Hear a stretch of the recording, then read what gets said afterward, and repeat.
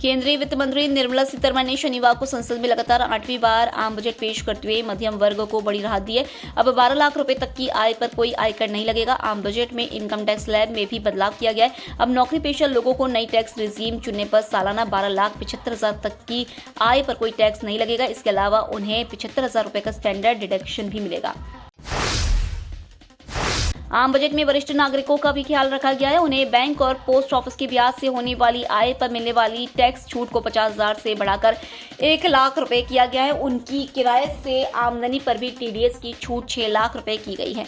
उन्हें राहत देने के लिए 6 जीवन रक्षक दवाएं पूरी तरह टैक्स फ्री कर दी गई है, जबकि 6 अन्य जीवन रक्षक दवाओं पर कस्टम ड्यूटी 5% घटाई गई है। आम बजट में अजा वर्ग की एमएसएमई महिला उद्यमियों के लिए विशेष लोन योजना लाई गई है।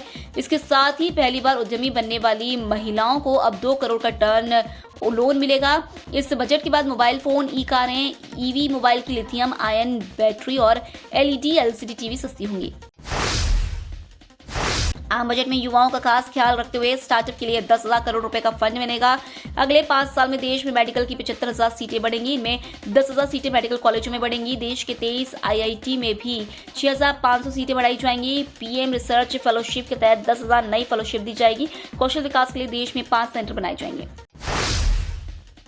केंद्रीय वित्त मंत्री निर्मला सीतारमण द्वारा पेश आम बजट पर मध्य प्रदेश भाजपा और कांग्रेस के नेताओं ने भी प्रतिक्रिया दी है।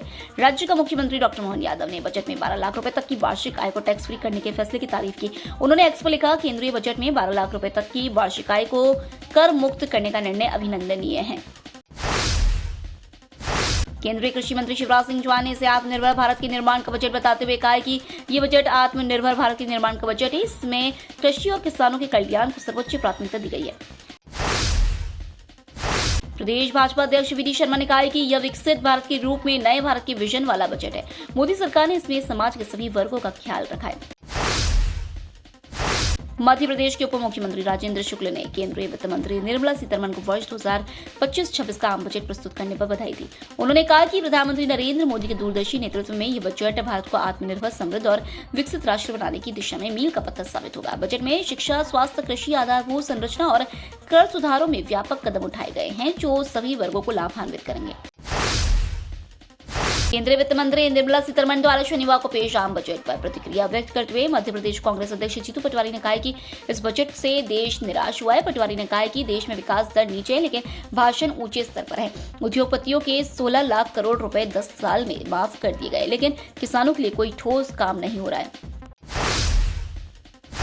प्रयागराज महाकुंभ में 29 जनवरी को ही भगदड़ में मारे गए 30 श्रद्धालुओं में 5 श्रद्धालु मध्य प्रदेश के। राज्य के मुख्यमंत्री डॉक्टर मोहन यादव ने इन सभी को श्रद्धांजलि देते हुए भगवान महाकाल से दिवंगत आत्माओं की शांति एवं उनके परिजनों को शक्ति और संबल प्रदान करने की प्रार्थना की है। मुख्यमंत्री यादव ने कहा कि सरकार शोक की इस घड़ी में परिजनों की हर संभव मदद के लिए प्रतिबद्ध है।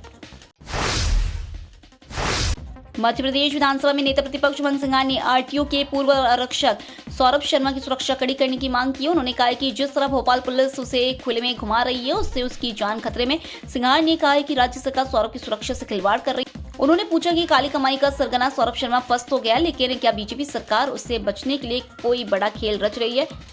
उन्होंने कहा कि अगर सौरभ की जुबान खुली तो कई बड़े भाजपा नेताओं के काले कारनामे बेनकाब हो जाएंगे। मध्य प्रदेश के मौसम में बदलाव देखने को मिल रहा है। फरवरी के पहले सप्ताह में पूर्वी और दक्षिणी हिस्से में बादल छाने के साथ बारिश की संभावना जताई गई है। मौसम विभाग के अनुसार वर्तमान में अलग अलग स्थानों पर 5 मौसम प्रणालियां सक्रिय हैं। 2 व 3 फरवरी को 2 नए पश्चिमी विक्षोभ आने से प्रदेश के अधिकतर शहरों में बादल छाने और गरज चमक के साथ बारिश होने की संभावना है। मध्य प्रदेश सरकार ने क्रिएटिव इकोनॉमी को बढ़ावा देने के लिए एवीजीसी एक्सआर नीति 2025 को लॉन्च किया। इस नीति के माध्यम से राज्य ने animation, visual effects, gaming, comics और एक्सीडेंट रियलिटी के क्षेत्र में वैश्विक नेतृत्व स्थापित करने का लक्ष्य रखा है। नीति का उद्देश्य 2,000 करोड़ रुपए का निवेश आकर्षित करना, 20,000 से अधिक नौकरियां सृजित करना और 2029 तक 150 से अधिक स्टार्टअप को बढ़ावा देना है।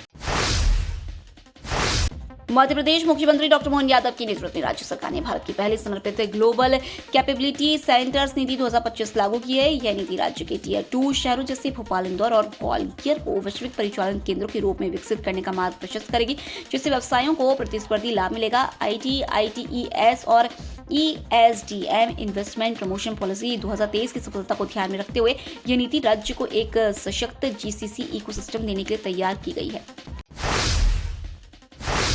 इंग्लैंड के खिलाफ 5 मैचों की T20 सीरीज में 3-1 की अजय बढ़त हासिल कर चुकी भारतीय टीम रविवार को 5वें T20 मुकाबले को जीतकर सीरीज का अंत विजयी अंदाज में करना चाहेगी।